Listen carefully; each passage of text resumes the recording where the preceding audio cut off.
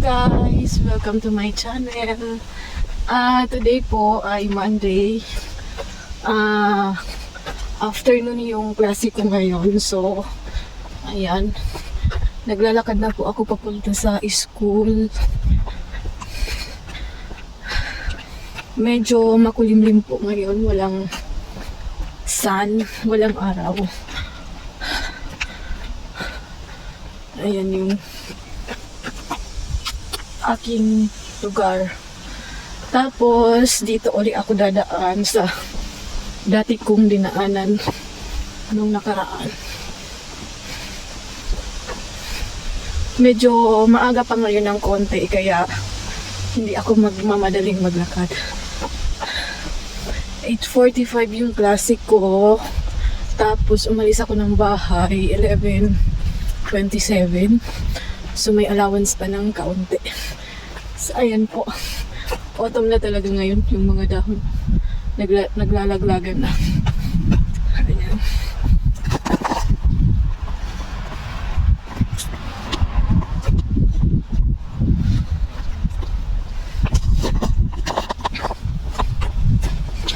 Uy. Ang bigat ng bag ko. Hindi masyadong malamig ngayon. Pag ganitong mga panahon, pag makulimlim, medyo mainit yung hangin. Pero pag may sunshine, masyadong malamig yung hangin. Ayan. Yun pong building na yon, ano yun? Van Hakote, yung old care home. Diyan nagtatrabaho yung isa kong friend na Filipina.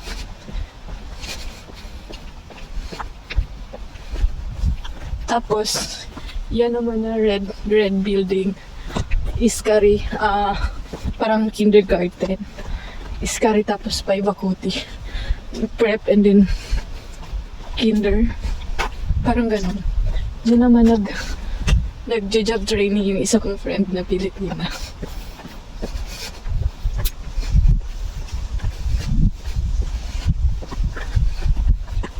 Tingnan nyo yung mga dahon, lahat na nasa kalasada. Ang hirap mag-vlog ng walang, ano bang tawag dun? Yung cellphone holder. Nakalimutan ko ng tawag. Ayan, hinahawakan ko lang siya. Ang hirap mag-vlog.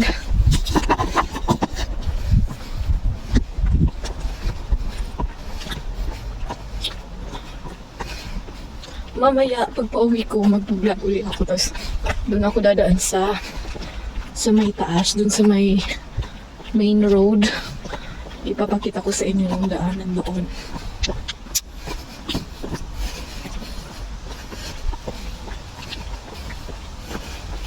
Ito, yung building na yan, apartment yan lahat. Maganda yung mga apartment dito. Kasi pag lumipat ka, may fridge na, may stove na, ano pa ba, yung may mga closet na halos kumpleto na. Yung ibang meron ng sofa, meron ng bed. Parang lilipat ka na lang. Kami nung lumipat kami, wala pang bed. Tapos may sofa na, kaya lang ayaw ng asawa ko, so pinatanggal niya dun sa may-ari. Kasi yung sofa daw malapit na daw masira. Kaya ayaw na. So, ayan, apartment din siya. Yung tawag niyan dito, yung may second floor, third floor, fourth floor, ganyan. Keros talo. Tapos kami, yung one floor lang na bahay. Ang tawag doon, Rivi Talo. Apartment din siya.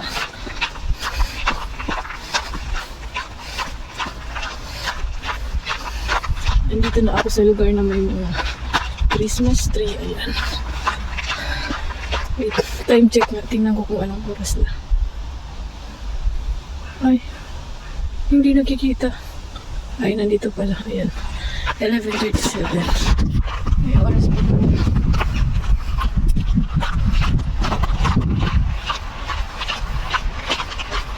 malapit na din naman ako. Malapit na ako sa tunnel.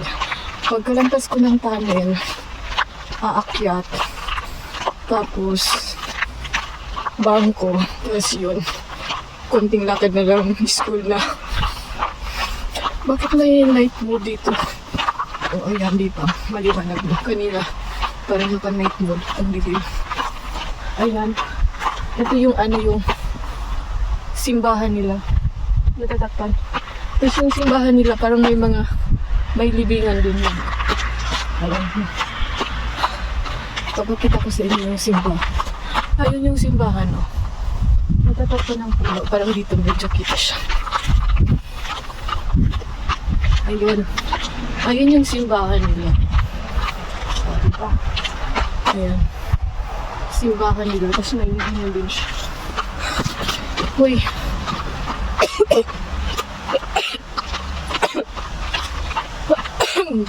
Ay, nauumpa ako sa lamig.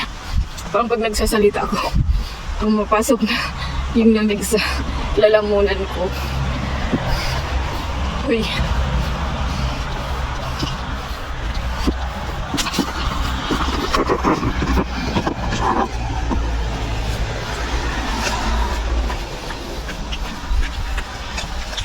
Dito na ako sa tunnel. Ayan.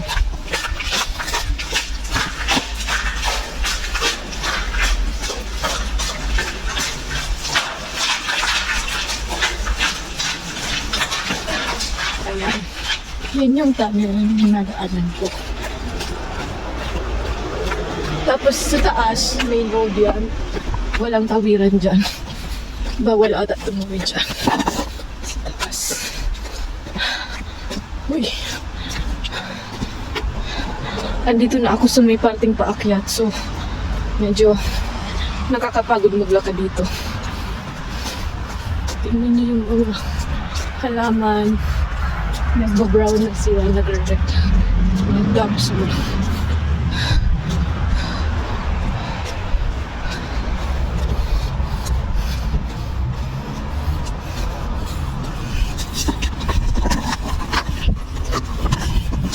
Ayun yung City Hall. Tapos, sa katabi ng City Hall, yung Kela office. Yung Kela, yan yung nag-a-arrange ng benefits ng mga unemployed residents dito. Yan. Diyan kami nag-a-apply ng unemployment benefits para may makuha kaming pera.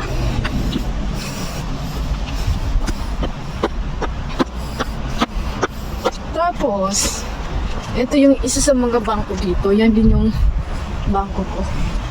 May orasan sa taas. 11:41. Ay, malapit na. Ayan. 11:41 na. So, bibilisan ko na maglakad kasi 4 minutes na lang. Yan yung kiosk. Parang 7-Eleven. 7-Eleven din siya. Uy. Tapos, may hotel din dito. Maliit na hotel. Savota. Hotel Hapak Olimel. Yun yung pangalan niya. Pero parang branch siya ng Savota Hotel. Ayan. Maliit lang siya. Pero caring na. Ayan na, malapit na ako sa school. Ayan na yung yard ng school. May wala yung bus galing sa school. Ayun. Tapos dito yung smoking place ng mga nagtatrabaho sa mga political pisto. Doon sila nagsisigarilyo. Hindi pwede kung saan-saan lang. So, ayan. Andito na ako sa yard ng school. Ito yung buong campus. Ayan. Tapos doon yung restaurant namin sa may baba. Nakikita niyo yung red building doon sa baba. Yun yung diyan kami kumakain, kantin ng school. Tapos may market din sa katabi. S-Market. May door din dyan, pero ayoko dumaan dyan. Doon ako sa may likod. Doon ako sa may likod dadaan. Para walang tao. Dati doon ako dumadaan sa my front kasi yung room namin malapit doon. Tapos ngayon lumipat kami ng classroom. Nandito na kami sa may pinakababa. Kaya dito din ako dadaan sa may baba. Ayun. Ayun yung S-Market na kulay blue. Ayan, yan. Yan yung market. Ito yung classroom namin. Yan sa kabila yung door. Ayan, malapit na malapit. Ay, nandiyan na yung teacher. Ang aga naman. Parang ang bagay ko maglapit ngayon. 15 minutes ah. Ayan yung door. Ayan yung door. Sige, bye-bye. Hello guys. So, ayan po. 3:30 na. Tapos na yung klase ko. Pauwi na po ako ng bahay. Ayan. Dito ako dadaan. Sa may isang daanan. Sa taas, sa may highway. Ayan, kung makikita nyo, dito dumadaan yung mga sasakyan. Tapos ito, galing ako ng grocery. Namili ako ng kakainin namin mamayang gabi.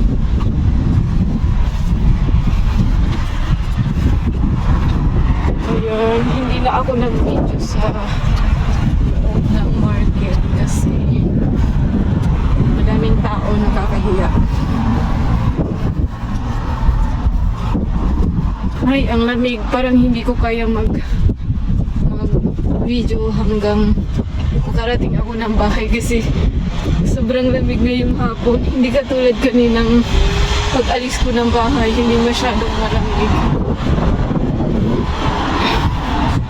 Uy, parang naninigas yung kamay ko.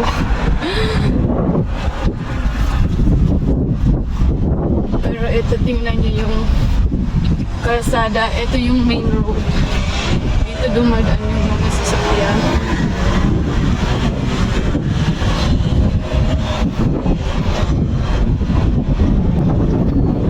Doon ako galing sa S-Market. Ang bigat naman itong grocery ko.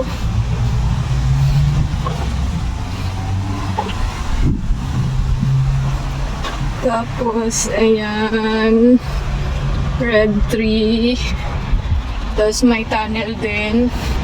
Dito ako, dito yung tawiran niya. Yun sa taas yung highway. Tapos sa baba, tawiran.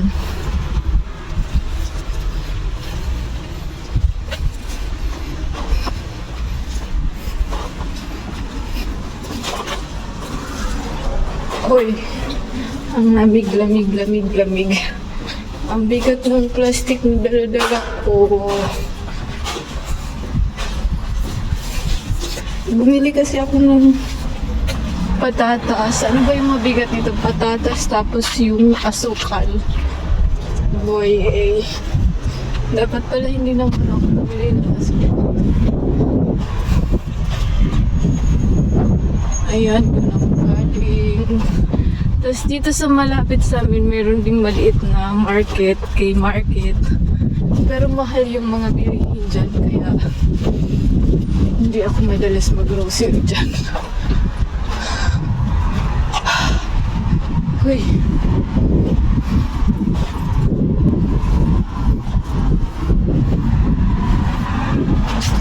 Magpapahinga ako. Kapapagod talaga. Tapos ang lamig. Ang lamig sa kamay. Ayan.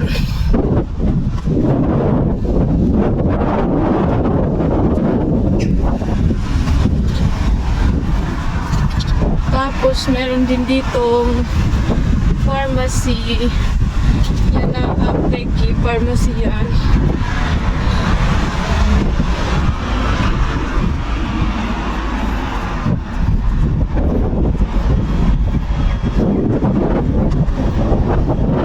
Yan na may cross.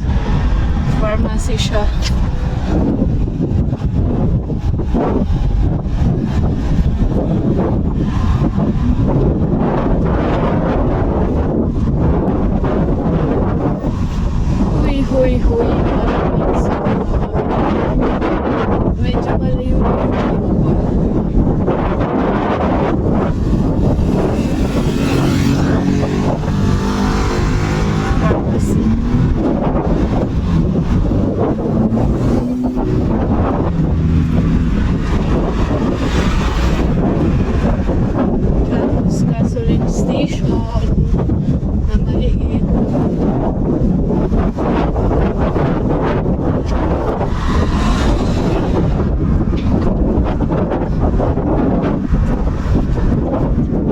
Tapos, yun yung kulay green, Harman. Coffee shop siya.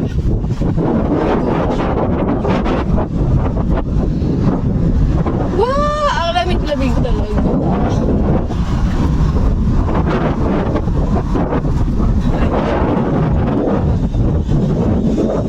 Tapos, meron din ditong maliit na bar.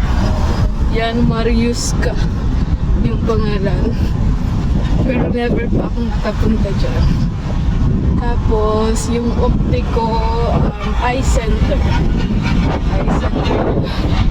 Ayan, may Mariuska nightclub. Tapos, meron yung pizza house. Yung pizza and kebab. Ito yung coffee shop.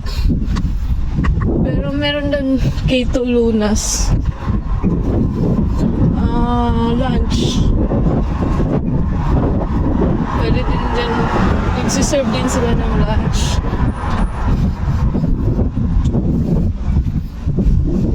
Meron din dito salon, ayan. Pero hindi ako dyan nagpagupit. Doon ako sa malayo.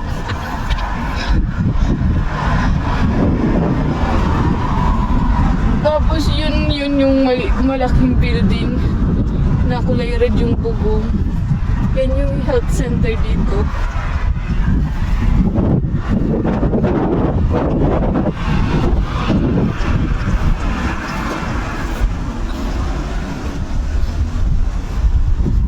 Hoy, mag-change ulit ako ng kamay kasi ang lamig talaga. Ang lamig-lamig.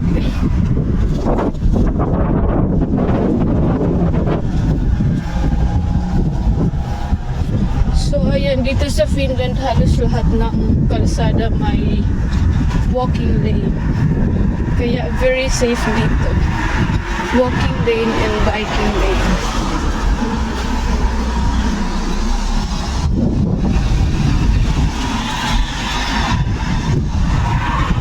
Diyan ka lang dapat maglakad sa walking lane. Bike and biking lane. Okay.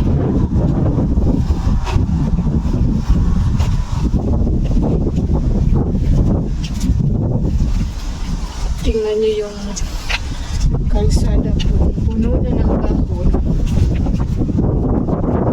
Pero may nagwawalis na. I think may naglilinis na. Tingnan tayo. Malinis na yung backyard.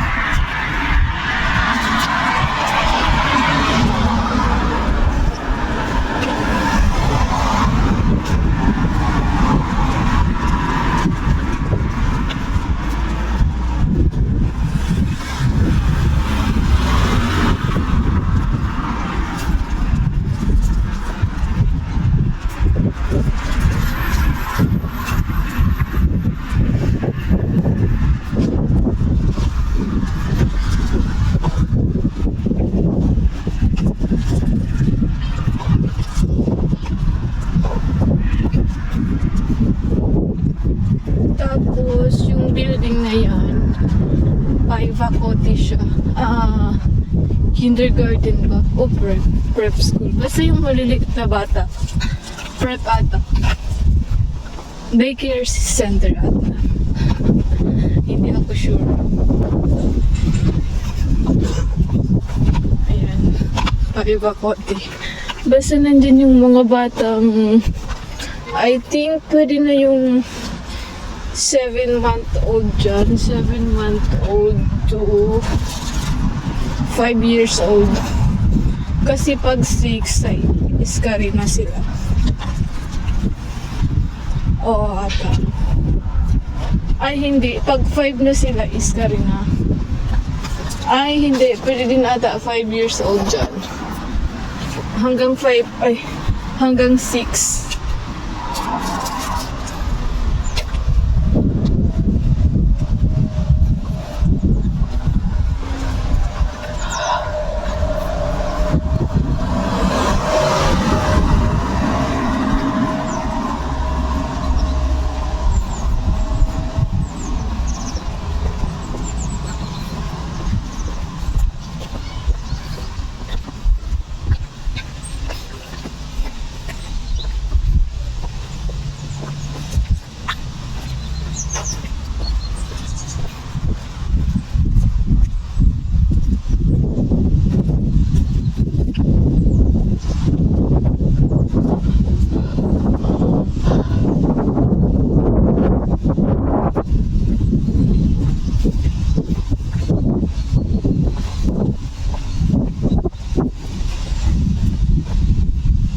Tapos, ayan, Keratos Escos.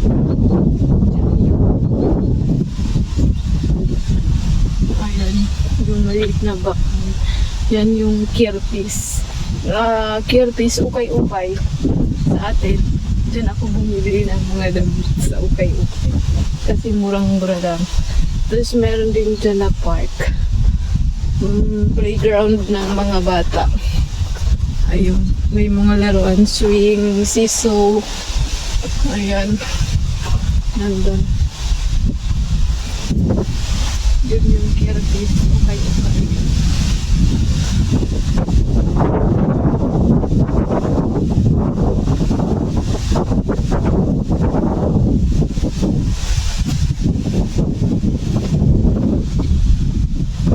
Ayan, malapit na tayo sa bahay.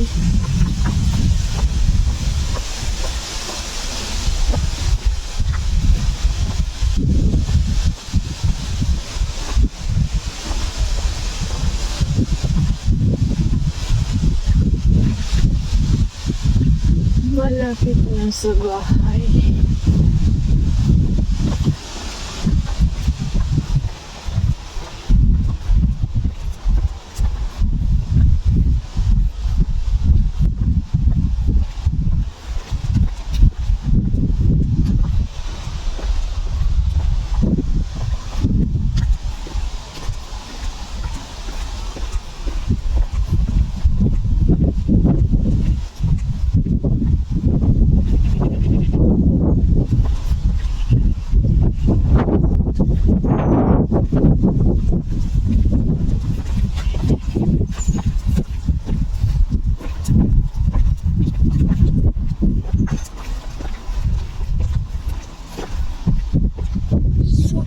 Ayan na yung compound namin.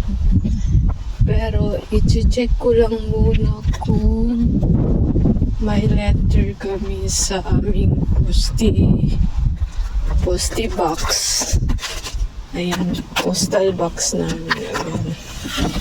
Merong dyaryo, tapos merong sulat Civica. Ayan. So, merong... Ay, nako, hindi mo buksan ng papel. Ilalagay ko lang muna sa dyaryo and letter dito sa aking plastic. Ayan.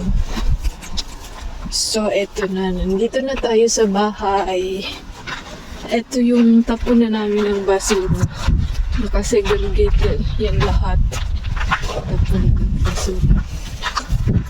Nakasegregate na lahat ng basura dito. Plastic, papel, lata, botelya, yung nabublo. Tapos meron din yung halo-halo. Yung halo-halo na basura. Ayan. Yan yung bahay namin.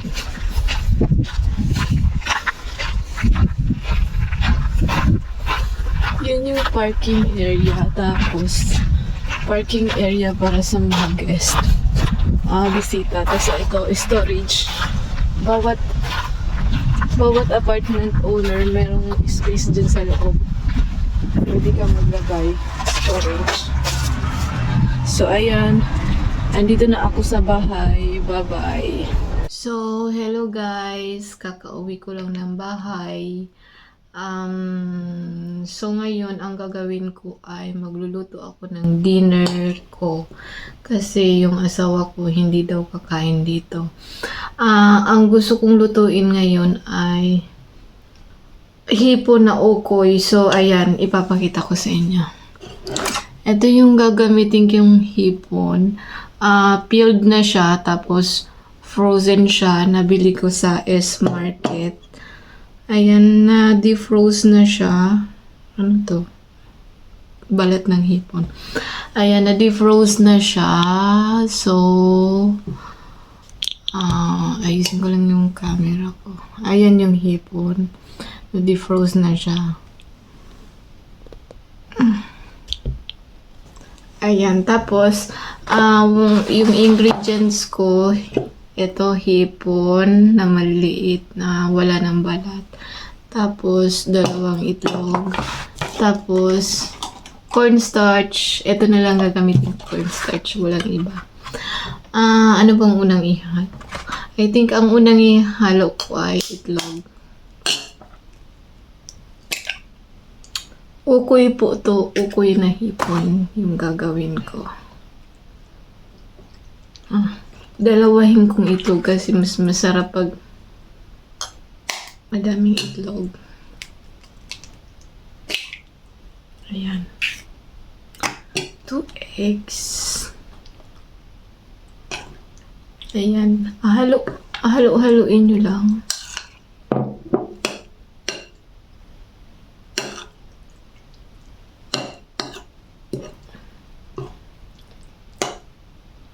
Tapos, lalagyan ko ng paminta at asin. Ngayon na.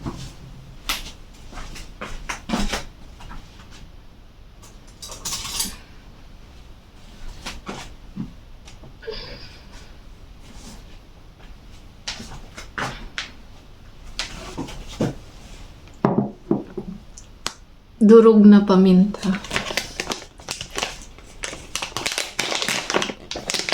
Gusto ko yung madaming paminta. Kaya siguro ko masyadong madami. Ayan. 1 teaspoon. Masarap kasi pag madaming paminta.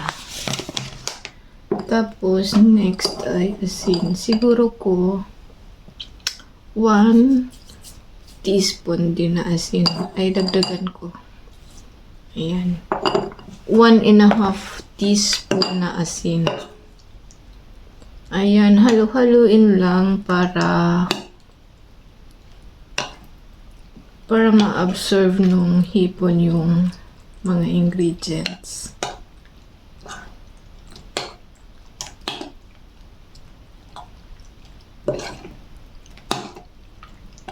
Tapos, ito yung harina. Lalagyan ko na din siya ng harina. Hindi ko alam kung ilan yung eksaktong measurement ng harina. Pero, tansyahin lang natin. Isa. Ayan, 2 teaspoon na yun. 2 teaspoon. 3. 4 na 4. 5. Ayan. Mga 5 teaspoon muna. Tingnan natin. Pag ano na siya, pag nagpo-form na siya, kasi kailangan mo siya i-form into parang parang cake.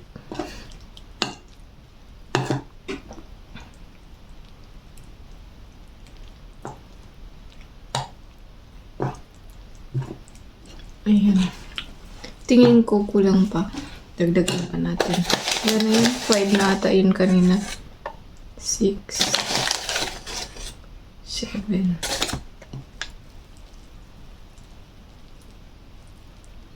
Sabi nung kaibigan kong masarap daw itong hipon gawing ukoy.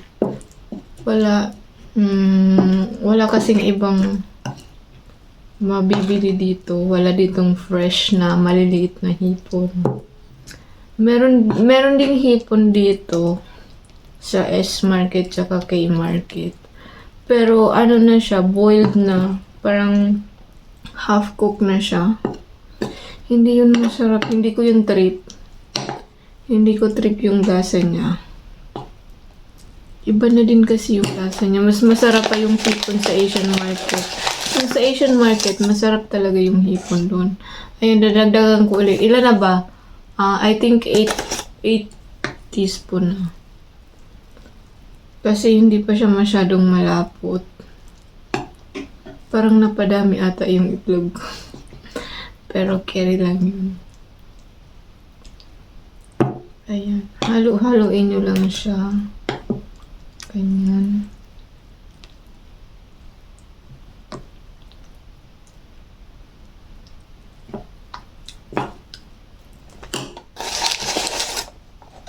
Isa pa nga. Hindi pa kasi talaga siyang malapot.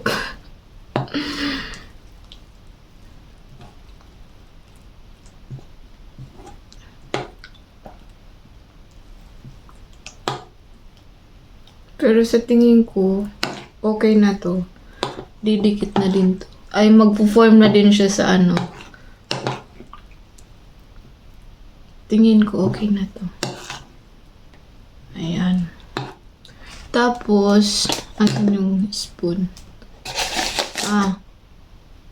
Tikman natin kung okay na ba yung alat. Kasi sabi ng mga, pag nanonood ako ng MasterChef, kailangan daw tikman yung raw material kung okay na siya. Ayan, titikman ko lang ng konti.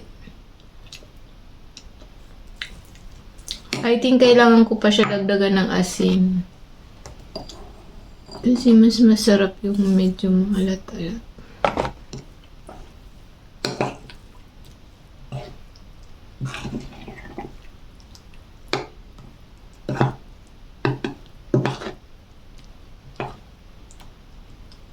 Ayan. Halo-haloin lang. Yung paminta sa tingin ko okay na siya kasi kitang-kita na siya. Ayan. Tapos, ngayon, na-mix ko na yung hipon, itlog, flour, paminta at asin. Ipiprito ko na siya. Ipiprito na natin siya. Halina kayo dito sa prituhan.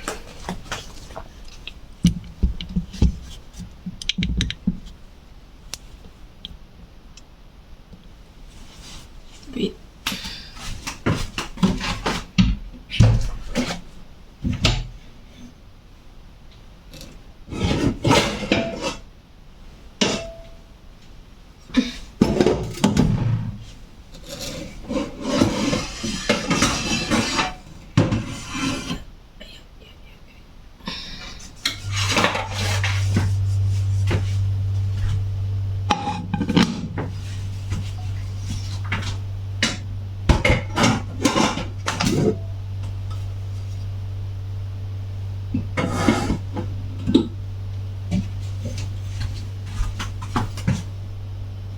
So, ayan po ang aking kawali. Tapos, lagyan natin ng ilaw.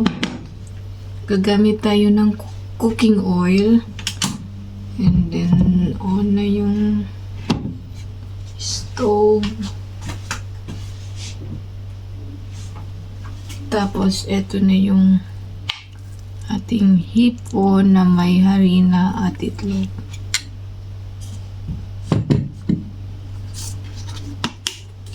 Lagyan ko na ng oil.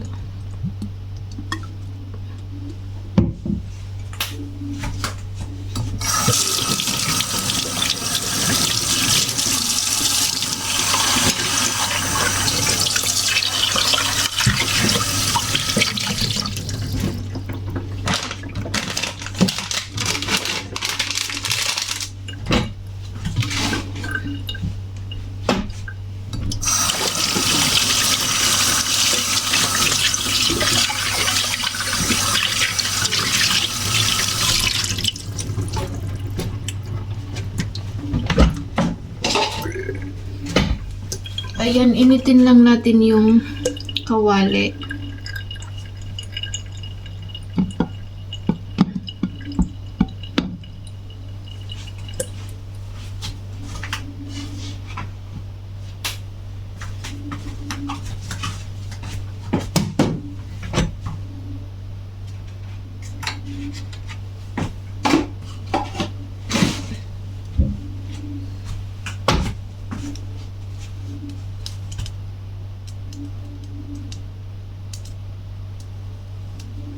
Ang tagal naman mainit.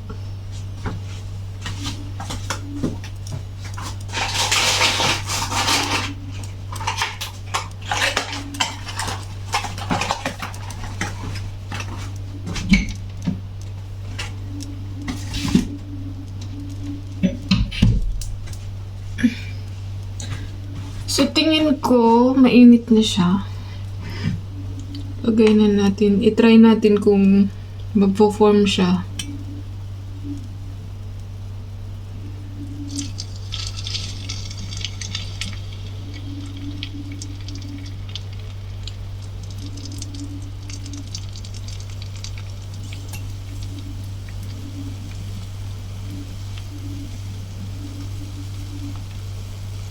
Parang may tubig.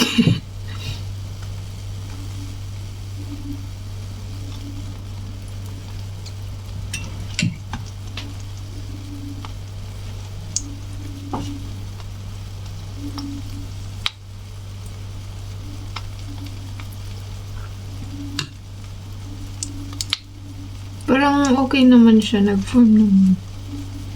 Napadami ata talaga yung itlog nito. Ayan, lagyan ko ulit ng isa pa.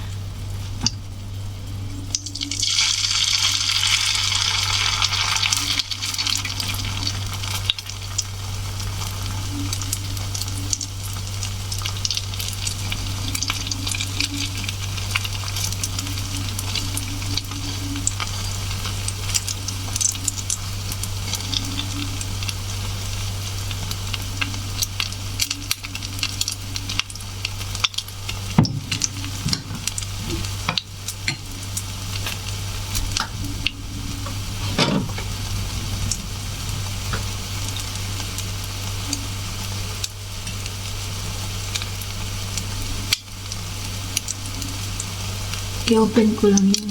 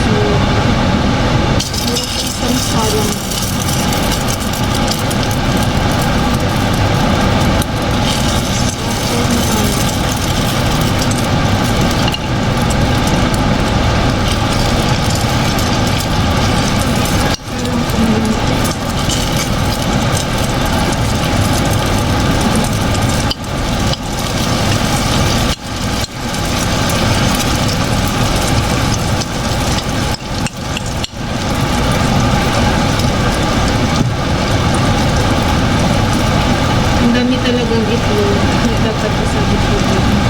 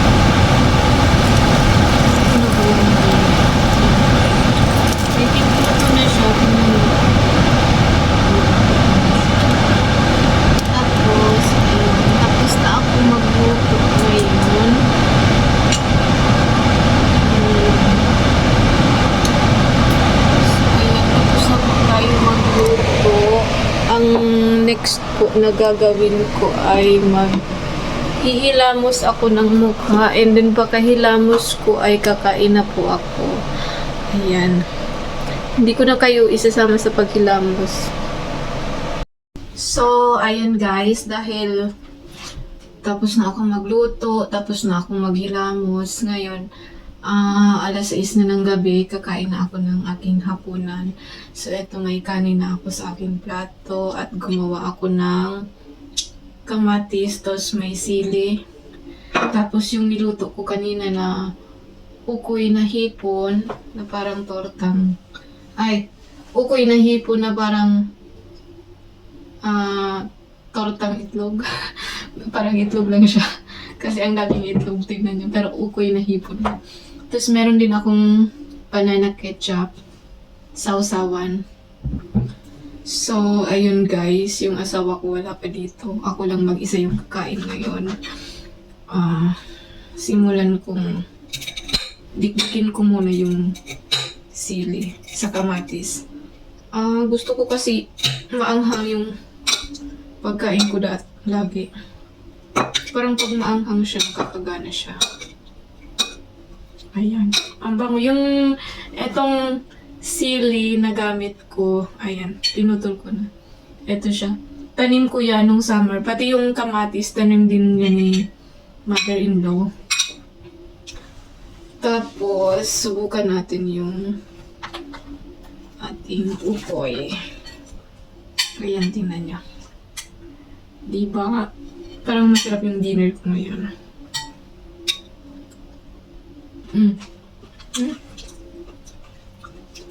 Maanghang nga. Maanghang ang aking kamatis. How about yung ukoy na hipon?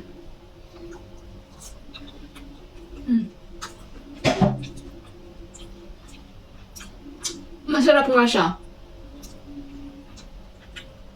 Masarap siya iukoy. Pero syempre, mas masarap pa rin yung ukoy sa Pilipinas. Pero pwede na rin to. Diba?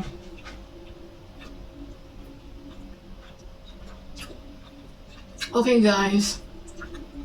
Puputulin ko na tong video ko dahil kakain ako ng bongga. Dahil nagugutom na rin ako.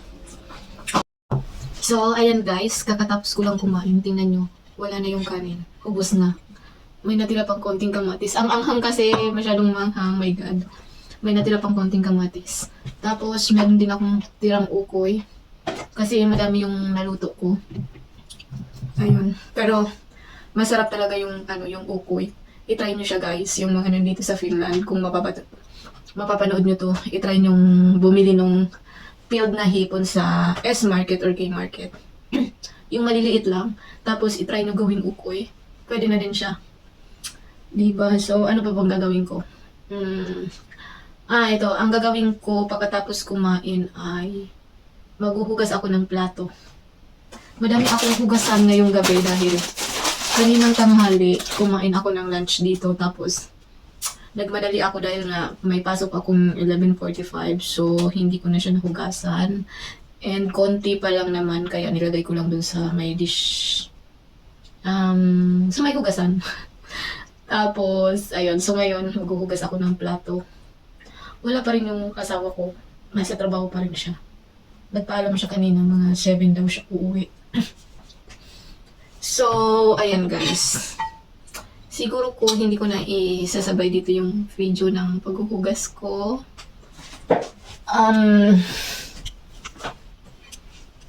Ipapakita ko na lang sa inyo yung aking lababo. Ayan. Ayan yung mga hugasan ko. Diba? Madami na siya. Ayan. Tapos may kawali pa. So, ayan guys. Puputulin ko na yung aking video. Hanggang dito na lang po ang aking pagva-vlog ngayong araw. Ang title ng aking video na to ay yung my daily routine. So, ayan. I-share ko sa inyo kung ano yung mga ginagawa ko sa araw-araw.